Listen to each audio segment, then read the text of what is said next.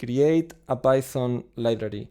In this tutorial, I will show you how to reproduce the same lines of code we developed before from a library that we will call utils, and with only one line of code, we get the data in the JSON, and later we transform it with the other function we created previously and get the data frame.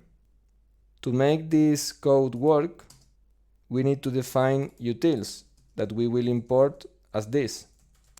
Nevertheless, we don't have any module named utils because we need to create a file which must be a Python file. We save it as utils and copy paste the lines of code we created previously in the automate process.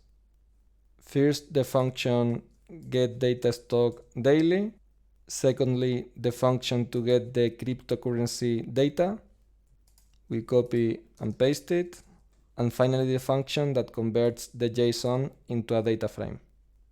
We copy and paste it here. Normally, the importation of the functions are called at the beginning of the script. Going back to the notebook, we can import utils because the file is recognized in the same folder of the Python notebook. The first function we need to use is getDataStockDaily to Microsoft from the date start 2023, the 1st of January.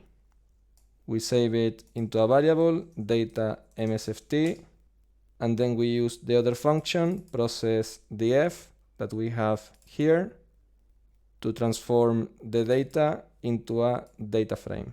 We execute, and there we have the solution. We save it into a variable df_msft, we call it, and now we can plot, make a descriptive analysis, and many other studies that will help us make better trading decisions. In the following tutorial, Simulate Trading, I will show you how to download the data and apply the conditions to buy or sell the stock according to the Bollinger Bands.